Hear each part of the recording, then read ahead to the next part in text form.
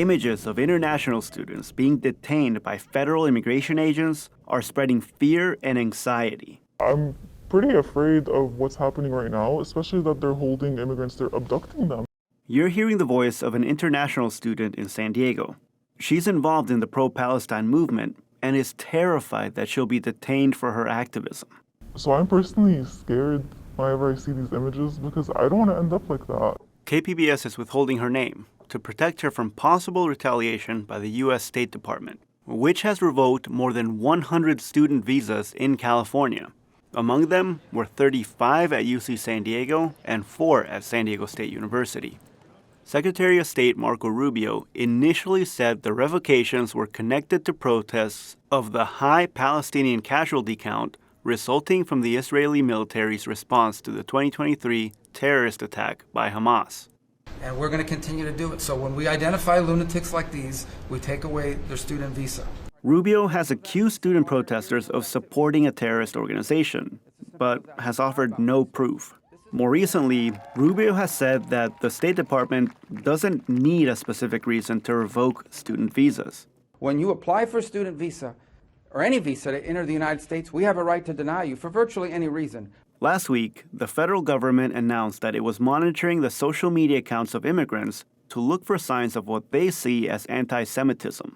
That has students, like the person KPBS spoke with, thinking twice about what they post, share, and like. Should I be thinking about what I'm liking?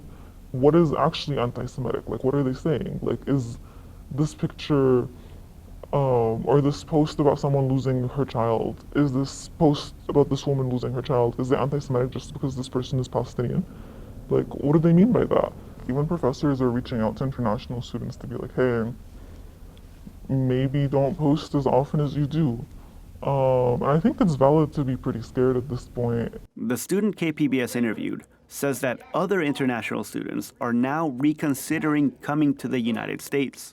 And I'm seeing a lot of people think it through, like, do I really need to come to the US? People are considering the UK, Canada. Immigration lawyers are worried about the lack of transparency regarding the revocations.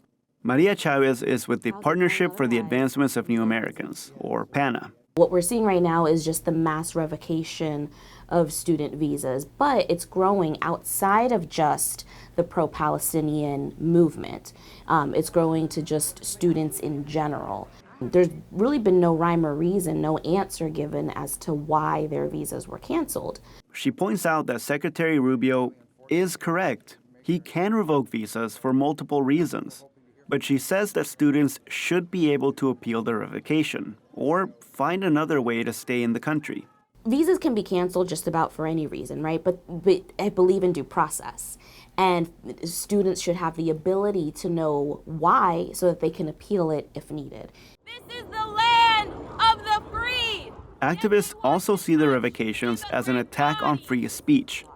Chavez says the Trump administration is conflating support for civilians in Gaza with support for Hamas. You can be pro-Palestinian, you can support the Palestinian community and to not be, being killed and being shelled at and not support Hamas, because those are not one and the same. I don't know, individuals who are pro-Palestine who are pro-Hamas. She's inspired by students who speak out for what they believe in, despite the current threat.